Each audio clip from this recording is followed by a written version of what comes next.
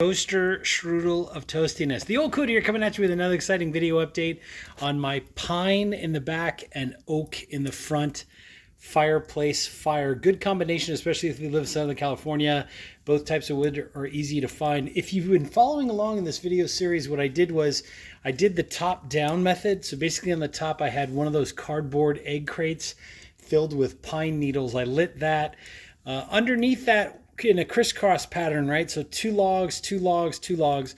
I had pine. So the cardboard, you light the cardboard, the embers fall onto the pine catches. Then I had oak, right? Two pieces of oak. And then I had two pieces basically on the bottom here of pine in the back and oak in the front. And the pine in the back is almost completely burned. It's actually deep inside there. What I did was I added another piece of oak on top now because the pine was almost completely gone. So the pine ignited the oak log in the front, and basically now it's just a self-sustaining fire, and all I need to do is just keep adding oak to it. I would put pine if the fire was dying down, right, and you wanted to rekindle it in a quick way, but otherwise the oak catches very nicely.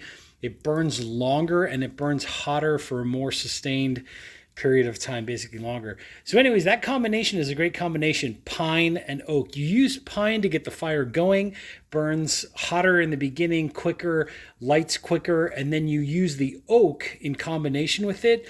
The oak, once it catches, like I said, it burns longer for a longer period of time, more sustained heat. This fire is nice and toasty. And then basically to recap, the top-down method was you start your tinder or your kindling on top, and then basically it's the smallest pieces of all on top. As mentioned, it was cardboard egg crate with pine needles. Then underneath that, there were two slivers of pine, right? Just little tiny shavings. Then you had a couple pieces of oak that were very similar to this, kind of like just scraggly little pieces that I broke down even more with like a nice axe. And then underneath that was the pine log in the back, which caught and got the pine or got the oak log in the front to catch. And then I added another piece of oak on top. Also, just one little tip or trick is try to get your biggest piece of oak in the front. That way, if the fire falls, it'll fall backwards as opposed to falling forward and out of your fireplace. And always try to use one of these screens if you have one. Anyways, if you have any comments or questions, put them down below in the comment section. Hit that description section for some links to some pretty cool products. Hit the like button, hit the subscribe button, and I will catch you all on the next exciting video.